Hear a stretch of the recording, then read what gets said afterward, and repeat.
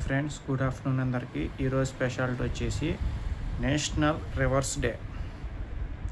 మనం ఈడేంటి నేషనల్కే చెప్తున్నాడు, ఇంటర్నేషనల్ లేవా అంటే ఎక్కువ పొల్యూషన్ జరిగేది మన ఇండియా వరకే అన్నమాట. అందుకని నేషనల్ రివర్స్ డే నేను చెప్తున్నాను. International wides like Nile river ఉంది, లేదంటే పెద్ద పెద్ద అమెజాన్ రివర్ ఉంది, ఇవన్నీ చాలా ఉన్నాయి. కానీ అవి లాంగెస్ట్ రివర్స్ వరల్డ్ వైడ్ కొన్ని ఉన్నాయి. కానీ మన ఇండియాలో మాత్రమే కృష్ణా నది, గంగా నది, గోదావరి, కావేరి, బ్రహ్మపుత్ర అండ్ ఇంకటి నుంచి వచ్చేసి కృష్ణా చెప్పాయి కదా, ఇట్లా పవిత్ర నదులు ఉన్నాయి. చాలా మంచి మంచి నదులు, గంగా ఉంది, ఇట్లా మంచి మంచి నదులు ఉన్నాయి, యమున కూడా ఉందన్నమాట. ఇలాంటి నదుల్ని మనం కాలుష్యం చేసి మనం సాధించింది ఏంటి, సంపాదిస్తుంది ఏంటి మీకే తెలియాలి.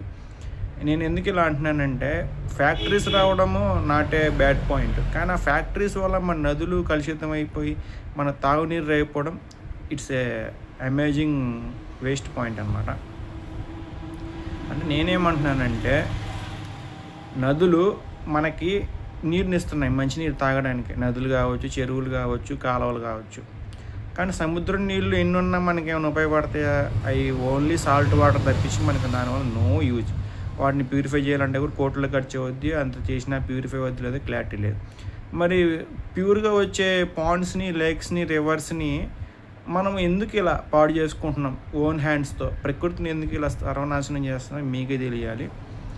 ఒక 30 years బ్యాక్కి వెళ్ళిపోతే 96, 95, 94 ఆ టైంలో ఇంత కలుషితం మీద లేదు.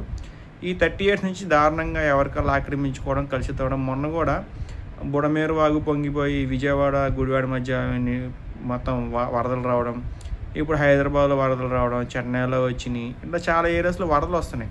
కానీ పీపుల్ మాత్రం ఆక్రమించుకోవడం మానట్లేదు, పొల్యూషన్ చేయడం మానట్లేదు. ఇక నుంచి అయినా కొంచెం నదులు శుభ్రంగా ఉంచి ఉన్న పొల్యూషన్ క్లీన్ చేపిస్తారు గవర్నమెంట్ అని చెప్పి మనస్ఫూర్తిగా ఆశిస్తున్నాను. అండ్ ఇక నుంచి అయినా పొల్యూషన్ చేయకుండా ఫ్యాక్టరీస్ వచ్చే వేస్ట్ డంప్ యార్డ్స్లోనో, లేదంటే ఇంకేదో రీసైక్లింగ్ చేయడానికో, లేదంటే దేనికో వాడతారని చెప్పి నేను మనస్ఫూర్తిగా ఆశిస్తున్నాను. And save environment, save water, save life. Thanks so much.